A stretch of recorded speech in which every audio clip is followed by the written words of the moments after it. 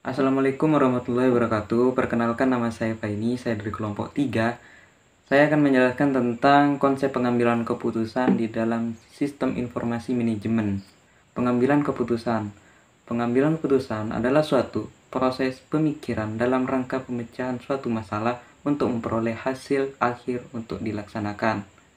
Tujuan dari pengambilan keputusan ada dua. Yang pertama, tujuan yang bersifat tunggal terjadi apabila keputusan yang dihasilkan hanya menyangkut satu masalah. Yang kedua, tujuan yang bersifat ganda terjadi apabila keputusan yang dihasilkan menyangkut lebih dari suatu masalah.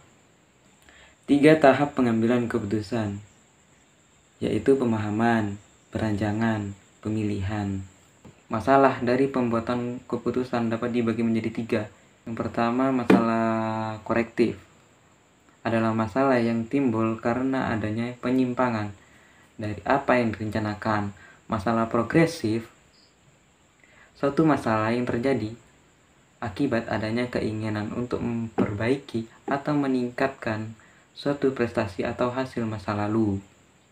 Masalah korektif, suatu masalah yang muncul karena adanya keinginan untuk menciptakan suatu yang sama sekali yang baru. Tipe pengambilan keputusan di program adalah keputusan yang dibuat menurut kebiasaan aturan atau prosedur. Keputusan ini terus dan berulang-ulang. Tidak di program adalah keputusan yang berkenaan dengan masalah khusus, khas atau tidak biasa. Tingkat pengambilan keputusan ada 3. Pertama, pengambilan keputusan tingkat strategis dicirikan oleh sejumlah besar ketidakpastian dan berorientasi ke masa depan. Pengambilan keputusan tingkat taktis berhubungan dengan kegiatan jangka pendek dan penentuan sumber daya untuk mencapai tujuan.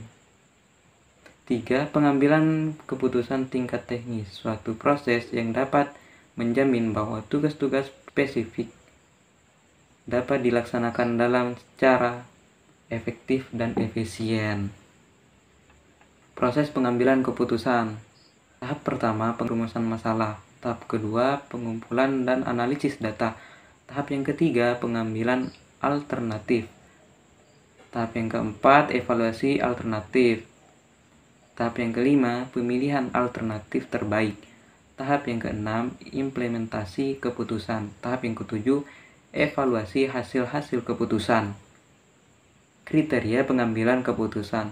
Kriteria untuk memilih alternatif dalam model normatif adalah pemaksimalan laba, kegunaan, nilai yang diharapkan, dan sebagainya.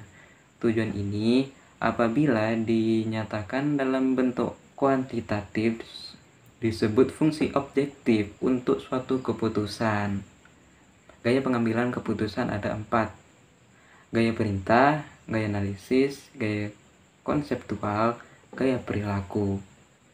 Mungkin itu saja dari saya, kurang lebihnya mohon maaf. Assalamualaikum warahmatullahi wabarakatuh.